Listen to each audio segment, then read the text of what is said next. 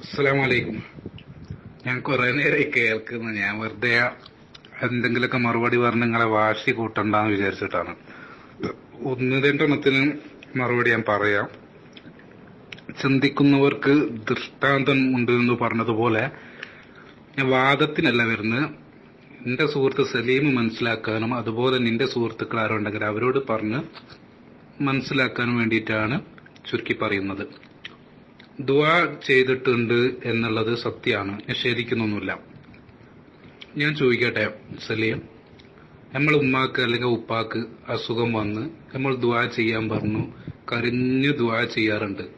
പക്ഷെ നമുക്ക് ആ ഉമ്മാനെ കിട്ടാറുണ്ടോ? പിറ്റേന്ന് മരിച്ചു എന്നല്ല പറയാറ്. അതുപോലെ രോഗം മാറണം എന്ന് വാശി പിടിച്ച് നമ്മൾ നേർച്ചൊക്കെ ചെയ്ത് ദുആ ചെയ്യാൻ പറയാറില്ലേ? രോഗം മാറാറുണ്ടോ? മാറല്ല എന്നല്ല, എന്നാലും വിചാരിച്ച പോലെ മാറണം. എന്റെ വൈഫിന് ഞാൻ മദീന മക്തൂമിന്റെ സലാത്തൊക്കെ സമർപ്പിക്കുന്ന ആളാണ്. എനിക്ക് എത്രത്തോളം ഉസ്താദ് ആത്മാർത്ഥമായിട്ട് ദുആ ചെയ്യുന്നുള്ളത് എനിക്കറിയില്ലേ? ഞാൻ ഉസ്താദുമായിട്ടുള്ള ബന്ധം അറിയില്ലേ? എന്റെ വൈഫിന്റെ കല്ല് എന്നിട്ടും പുറത്തു പോയിട്ടില്ല. നമ്മളതിന് ആരാ പഴിച്ചാരണ്ടേ? ഈ മദീന മക്തൂമിൽ സലാത്ത് ചെല്ലുന്നവർ പറയണോ? അല്ല ഉസ്താദിന് പറയണോ? അല്ല, രോഗമാറാത്ത നിങ്ങളെ ദുആ ചെയ്ത് നന്നായിട്ട് നിങ്ങൾ ദോഷിയായിട്ടാണ് എന്റെ അമ്മന്റെ ദുആ അസുഖം മാറാത്തത് ഞാൻ പറയണം ഉസ്താദിനോട്? അത് ദുആ ചെയ്താൽ ചിലപ്പം സ്വീകരിക്കും, ചിലപ്പം സ്വീകരിക്കൂല. അതിന്റെ കാരണം ഉസ്താദിന്റെ കുറ്റവോ അല്ലെങ്കിൽ എന്റെ വൈഫിന്റെ കുറ്റവോ എന്റെ ഉമ്മന്റെ കുറ്റവോ അല്ല, രോഗികളെ കുറ്റവോ അല്ല, അത് ഇവരെ കുറ്റവോ അല്ല. അതിന് പരീക്ഷണം എന്ന് പറയും. അല്ലാഹുവിന്റെ പരീക്ഷണമാണ്, ക്ഷമിക്കണം എന്ന് പറയും. ഒരുപാട് ദുആ ചെയ്തിട്ടും എനിക്ക് കുട്ടികൾ ഉണ്ടാവുന്നില്ല. ദുആർക്കണം. അപ്പൊ എന്താ ഉസ്താദ്മാരൊക്കെ പറയല്? ക്ഷമിക്ക്, ഉണ്ടാവുന്നല്ലേ? ഞാൻ മനസ്സിലാക്കുന്നു ഇത് കാന്തപുരത്തിനുള്ള ഒരു പരീക്ഷണമാണ്. കാന്തപുരത്തിന്റെ ഈമാൻ അല്ലെ പ്രവർത്തകരുടെ ഈമാൻ പരീക്ഷിക്കാൻ വേണ്ടി. നീ വേറെന്തെങ്കിലും ന്യായങ്ങളൊക്കെ ഇനി കണ്ടെത്തു, പക്ഷെ ഇങ്ങനെ ഞാൻ പറയുന്ന പോലെ ചിന്തിച്ചു നോക്ക്. ഒരു പരീക്ഷണാണെങ്കിലോ ഇയാൾ ഇങ്ങനെയൊക്കെയും കത്തിച്ചിട്ട് എന്നിട്ട് കാന്തപുരം എന്തെങ്കിലും വിമർശിക്കുന്നുണ്ടോ? ഇയാൾ ഈമാൻ ഒന്ന് നോക്കാൻ വേണ്ടിയിട്ടാ. എന്തിനേറെ പറയും. ഇന്നലെ മണിയാ ഞാൻ വോയിസ് വിട്ടേല് കണ്ണെന്ന് വെള്ളം വന്നു, സത്യം പറയാ. അത് കണ്ടിട്ട് ഞാൻ എന്നിട്ട് ദുആ ചെയ്തു. അപ്പം തന്നെ ഞാൻ നിസ്കാരത്തിലൊക്കെ ദുആ ചെയ്തു ആ സുഹൃത്തിന് മെന്റലാവാതെ ഭ്രാന്താവാതെ മരിപ്പിക്കണേന്ന്. ഭ്രാന്ത് ദുനിയാവിലൂടെ ഭ്രാന്തായി പോവും. കടത്തിയിട്ട് മയ്യത്തിരൂപ്പ്. ഒരു കാന്തപുരം പോട്ട് ഒരു മുസ്ലിം അല്ലടോ, ഒരു മുസ്ലിം അല്ലേ കാന്തപുരം എന്ന് പറയുന്നത്? ഒന്നുമില്ലെങ്കിൽ നമ്മളെക്കാട് അറിവ് അദ്ദേഹത്തിനില്ലേ? എത്ര പണ്ഡിതന്മാരെ മൂപ്പരൊക്കെ എടുത്തുനിന്ന് കിതാബ് ഓതി പഠിച്ചിട്ട് എത്ര വലിയ ഉസ്താദ്മാർ സക്കാഫിൽ തിങ്ങി പോട്ടെ, എത്ര ബാക്കവിമാര് ഫൈസിമാരൊക്കെ ഉസ്താദിന്റെ കീഴിൽ നിന്ന് കിതാബ് പഠിച്ചിട്ടുണ്ട്. അതും പോട്ടെ, ഒരു യത്തീം കുട്ടിനെ പോറ്റുന്നവൻ റസൂലുള്ള പറഞ്ഞെന്താ? 2 വിരല് പൊക്കിയിട്ട് ഞാനും യത്തീമിനെ പോറ്റുന്നവരും എങ്ങനെയാണെന്നാ പറഞ്ഞ്. അവിടെ ആളെ തെറ്റും ശരിയും ഈമാനും അവിടെ നോക്കിയിട്ടില്ല. ഞാനും അവനും ഇതുപോലെയാണ് 2 വിരല് പൊക്കിയിട്ടാ പറഞ്ഞത്. ഞാൻ ചോദിക്കട്ടെ, കാന്തപുരം എത്ര യത്തീം കുട്ടികളെ പോറ്റുന്നടോ? എന്തോ ആവട്ടെ, എന്തൊക്കെ മൂപ്പർക്ക് നീ പറയുന്ന കുറ്റങ്ങളൊക്കെ ഞാൻ അംഗീകരിക്കാം. പക്ഷെ കാന്തപുരം എത്ര യത്തീം കുട്ടികളെ പോറ്റുന്നുണ്ട്. നീ ആ മർക്കസിലൊന്ന് പോയിട്ടുണ്ടോ? ആ കുട്ടികൾ ലൈനായിട്ട് വാപ്പയും ഉമ്മയില്ലാത്ത കുട്ടികൾ മർക്കസിലേക്ക് ആയിരക്കണക്കിന് കുട്ടികൾ ലൈനിൽ വരുമ്പോ ഏത് ഈമാനില്ലാത്തവനും പൊട്ടിക്കരഞ്ഞു പോവുകയാണ്. അത് വല്ലാത്തൊരു സംഭവമാണ്. നമുക്കൊരു നേരം, ഞാൻ എന്റെ അനുഭവം പറയട്ടെ സലീമ, എനിക്കുണ്ട് 2 യത്തീം കുട്ടികൾ, എന്റെ ജ്യേഷ്ഠന്റെ മക്കള്. ആ മക്കളെ നോക്കാൻ പോലും എനിക്ക് കഴിയുന്നില്ല. ഈ അറബികള് മാസത്തില് 500 റിയാല് ആ കുട്ടികൾക്ക് തന്നിട്ടാണ് അവരുടെ ചെലവ് കഴിയുന്നത്. അതില്ലായിരുന്നെങ്കിൽ എന്റെ അവസ്ഥ എന്തായിരുന്നു? ഒരു 2 കുട്ടികളെ നോക്കാൻ എനിക്ക് എന്റെ കുടുംബത്തിലെ മക്കളേക്ക് നോക്കാൻ കഴിയുന്നില്ല.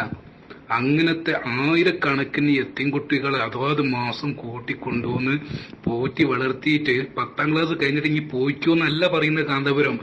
അവിടെ നിർത്തിയിട്ട് മോനെ നിനക്ക് എന്താ ആവേണ്ടത്? ഡോക്ടർ ആവണോ? എഞ്ചിനീയർ ആണോ? അല്ലെങ്കിൽ വേറെ എന്തെങ്കിലും വകുപ്പ് വേണോ? എന്നിട്ട് അവിടെ നിർത്തി എല്ലാം കൊടുത്ത് ഭക്ഷണവും ചെലവും കാര്യങ്ങളും ഒക്കെ കൊടുത്തിട്ട് പോറ്റി വളർത്തി അവനെ കല്യാണം കഴിപ്പിച്ചു കൊടുക്കുകയാണ്. അവിടെ പെണ്ണുണ്ട്, ആണുണ്ട്. അവരെ കല്യാണം കഴിപ്പിച്ചു കൊടുത്ത് മക്കളും കാന്തപുരം അന്വേഷിക്കുകയാണ് കുടുംബത്തെ കുറിച്ചിട്ട്. അതൊന്നും മനസ്സിലാക്കാതെ കാന്തപുരം ഒരു ഇലക്ഷനിൽ തോൽപ്പിക്കാൻ പറഞ്ഞു വെച്ച അയാളെ പേരിൽ കുതിര കയറല്ല സലി. അതുമല്ല, കാന്തപുരത്തിന്റെ വീട്ടിലേക്ക് അരി വാങ്ങാനല്ല ഇയാളെ തോൽപ്പിക്കാൻ പറഞ്ഞത്. ഇയാൾക്ക് ഇത്തരം എത്തിയും കുട്ടികളെ പോറ്റി വളർത്തണമെങ്കിൽ ഇത്തരം സൗകര്യങ്ങള് രാഷ്ട്രീയത്തിന്റെ അല്ലെങ്കിൽ സംഘടനയുടെ ഒക്കെ ബലം വേണം. ആ സമയത്ത് രാഷ്ട്രീയപരമായിട്ടും കാന്തപുരത്തിന് ചില കാര്യങ്ങൾ അവരെടുത്തുന്ന ആനുകൂല്യങ്ങൾ കിട്ടേണ്ടതുണ്ട്. എന്തൊക്കെ കാന്തപുരം ഇതിൽ തോറ്റാലും ഇനി ശംസു ചെയ്യിച്ചാലും അവിടെ കാന്തപുരത്തിന്റെ വേറെന്തെങ്കിലും ഉണ്ടാവും. കാന്തപുരം ചെയ്യുന്നതിന്റെ ശരി വീക്ഷിക്കാൻ ആരുമില്ലടോ. നിഷ്പക്ഷപതികൾ പോലും ഇല്ല എന്നുള്ളതാ സത്യം. നീ കഴിയെങ്കിൽ ഈ പ്രാവശ്യം നാട്ടിൽ പോയിട്ട് മർക്കസിലൊന്ന് പോണം, എന്നാലേ കാന്തപുരത്തിന് അടുത്തറിയാൻ കഴിയൂ.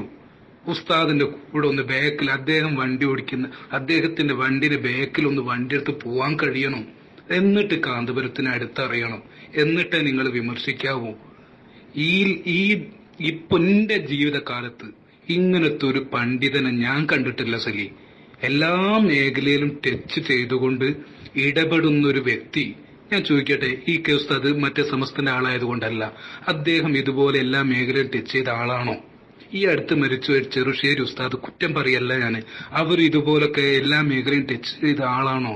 നമ്മുടെ കേരളത്തിലുള്ള കുറച്ച് ആളുകൾക്ക് മാത്രം എന്താ കാന്തപുരത്തിനോട് ഇത്ര കടി? ലോകം അംഗീകരിക്കുന്നുണ്ടുള്ള നീ കണ്ടിട്ടില്ലേ കാന്തപുരത്തിന്? വെറും പള്ളിയിൽ നിന്ന് കിതാബ് ഓതി പഠിച്ച ഒരു വ്യക്തിയാണ്. ഈ നാലാം കട കുറച്ച് ആളുകൾ വിമർശിക്കുന്നു വിചാരിച്ച് കാന്തപുരത്തിന് എവിടെങ്കിലും കയറി ചെല്ലാൻ പോകാൻ പറ്റാണ്ടായിട്ടുണ്ടോ? കാന്തപുരം മന്ത്രിയാണോ, MLA ആണോ, വാർഡ് മെമ്പറാണോ? ഏതൊക്കെ രാജ്യത്ത് അദ്ദേഹം കയറി പറ്റുന്നുണ്ട്? അതൊക്കെ എന്തോ ഒരു ശക്തി അദ്ദേഹത്തിന് ഇല്ലാതെ, അദ്ദേഹത്തിന് കറാമത്തുണ്ട് എന്നല്ല ഞാൻ പറയുന്നത്, എന്തോ ഒരു ശക്തി ഇല്ലാതെ അദ്ദേഹത്തിന് അത് സാധിക്കോ സലി? ആ ശക്തി എന്ന് പറയുന്നത് ഈ പാവപ്പെട്ട യത്തീം കുട്ടികളുടെ ദുആണ്. ഞങ്ങൾ ഉസ്താദ് എന്ന് പറഞ്ഞിട്ട് ദുആ ചെയ്യുന്ന ആ ദുആണ് സലി കാന്തപുരത്തിന് ശക്തി. അല്ലാതെ കറാമത്തുണ്ട് നിങ്ങൾ ഞങ്ങൾക്ക് ഉസ്താദിന്റെ അടുത്ത് അനുഭവമുണ്ട്, പക്ഷെ നിങ്ങൾ അതിനൽക്ക് പരിഹസിക്കല്ല കാന്തപുരത്തിനെ കേട്ടോ. എനിക്ക് പേടി ഇതൊക്കെ കാണുമ്പോൾ ലീഗിന്റെ പ്രവർത്തകരുടെ ഭാവി ഓർത്തിട്ടാ എനിക്ക് സങ്കടവും. എന്തൊക്കെയാണ് പഠിച്ചോനെ. ഞാൻ ഫേസ്ബുക്ക് നോക്കാതിരിക്കുന്നു പോകുന്നുണ്ട് ചില നേരം. ഞാൻ മദീന മക്തൂമിൽ 5000 ഫ്രണ്ട്സുകളുള്ള ഫേസ്ബുക്ക് യൂസ് ചെയ്യുന്ന ആളാണ്. എന്റെ ഫേസ്ബുക്ക് വേറെ. അതൊക്കെ ഒന്ന് സെർച്ച് ചെയ്തു നോക്കി, അതിലേതെങ്കിലും പണ്ഡിതനെ ഞാൻ ചീത്ത പറയുന്നുണ്ടോ? ചില നേരം കാന്തപുരത്തിനെ മദ്ഹ് ചെയ്തുകൊണ്ട് ചില പോസ്റ്റുകൾ എഴുതാറുണ്ട് എന്നല്ലാതെ ഒരാളെയും വിമർശിച്ചുകൊണ്ട് ഞാൻ അതിൽ വിടുന്നില്ല. നമുക്ക് കാന്തപുരത്തിന് അത്ര അറിയാം. കാന്തങ്ങളൊക്കെ പറയുന്ന പോലെ കാന്ത ഭക്തി ആയതുകൊണ്ടല്ല. നിനക്കൊന്നും ഒരു പക്ഷേ കാന്തപുരത്തിന് അടുത്തറിയാൻ കഴിഞ്ഞിട്ടുണ്ടാവില്ല. ഞാനൊക്കെ അദ്ദേഹത്തിന്റെ നാട്ടിൽ താമസിക്കുന്ന ആളാണ്, അതുകൊണ്ട് എനിക്കറിയാം കാന്തപുരത്തിന്റെ വീട്ടിലൊന്നും ഈ പോയോ കണ്ടില്ല. അദ്ദേഹത്തിന് എന്തോ ഒരു കോടിക്കണക്കിന് ആസ്തി ഉണ്ടാക്കിയിട്ടായിരുന്നു. അദ്ദേഹത്തിന്റെ വീട് ചെറിയൊരു ചെറ്റക്കുടിലായിരുന്നു. ഈ അടുത്താണ് 10-15 വർഷമായിട്ടുള്ള അറബികൾ വന്നിട്ട് പറഞ്ഞു, ഉസ്താദേ ഞങ്ങൾക്ക് ഇവിടെ വന്നാൽ താമസിക്കേണ്ടതാണ്, ഇത് പറ്റൂല, മാറ്റണോ പറഞ്ഞിട്ട് കുറച്ച് റൂം അങ്ങോട്ടും ഇങ്ങോട്ടും ഏച്ചു കൂട്ടിനേ ഉള്ളൂ. അദ്ദേഹം പോണ കാറ് നോക്കിയിട്ട് നിങ്ങൾ ചീത്ത പറയല്ല. അദ്ദേഹത്തിന് ഓരോരുത്തർ കൊടുക്കുന്ന കാറാണ്, വെറുതെ കൊടുക്കുന്ന കാറാണ്. അല്ലാതെ അദ്ദേഹം ഒരു റിയാൽ മർക്കസിൽ നിന്ന് എടുത്തിട്ട് പെട്രോൾ അടിച്ചല്ല അയാൾ പോകുന്നത്. അയാൾക്ക് ഓരോ പരിപാടിക്ക് പോകുമ്പോൾ അയാൾക്ക് എന്ന് പറഞ്ഞിട്ട് കിട്ടണമെന്നാണ് അയാൾ എടുക്കുന്നത്. അല്ലാതെ ഇത്രയും ലോങ് ഓടുന്ന ആൾക്ക് ബെൻസ് വേണ്ട സലി. നമ്മളൊരു ആൾട്ടോ നമ്മളൊന്ന് കോഴിക്കോട് പോയി വരുമ്പോഴേക്ക് കുഴങ്ങി പോകുന്നില്ലേ? ഹോസ്പിറ്റലിൽ അഡ്മിറ്റ് ചെയ്യേണ്ടി വരുന്നത്. ഈ 74-ാം വയസ്സിലും കാന്തപുരം കേരളം ലോകവും ഒന്നായിട്ട് ഓടുന്നത് അദ്ദേഹത്തിന് സൗകര്യങ്ങൾ വേണ്ടെന്നാ പറയുന്നത്. അദ്ദേഹത്തിന്റെ കാറോ ഡ്രസ്സോ കണ്ടിട്ട് വിമർശിക്കല്ല. അദ്ദേഹം ഒരു സദസ്സിലേക്ക് ചെല്ലുമ്പോൾ അദ്ദേഹത്തിനെ ആകർഷിക്കുന്ന എന്താണ്? അദ്ദേഹത്തിന്റെ സുന്ദരമായ താടിയും തലയെക്കെട്ടും ചൊളിയാത്ത അദ്ദേഹത്തിന്റെ ഡ്രസ്സുമാണ്. ഒരു ജനങ്ങളുടെ ഇടയിലേക്ക് കയറി ചെല്ലണമെങ്കിൽ അത്തരം ഡ്രസ്സ് ധരിക്കണമെന്ന് റസൂൽ നമ്മളെ പഠിപ്പിച്ചിട്ടുണ്ട്. വൃത്തിയിലൊക്കെ നടക്കണം, അല്ലാതെ ചെരുപ്പ് ഇടാതെ നടക്കണം നേടിയും പറഞ്ഞിട്ടില്ല. അതല്ല സൂഫിസം കേട്ടോ. ഇനിയും കാന്തപുരത്തിനെ വിമർശിക്കാതെ കാന്തപുരത്തിന്റെ മനസ്സിലാക്കണമെങ്കിൽ എനിക്കറിയാവുന്ന കാര്യങ്ങളൊക്കെ നിനക്ക് ഞാൻ പറഞ്ഞു തരാം സലി. ഇനിയെങ്കിലും കാന്തപുരത്തിന് ലീഗ് എന്തോ ആവട്ടെ, ലീഗിനെ ഞാൻ വിമർശിക്കുന്നില്ല, പോട്ടെ, ഞാൻ ഒഴിവാക്കി.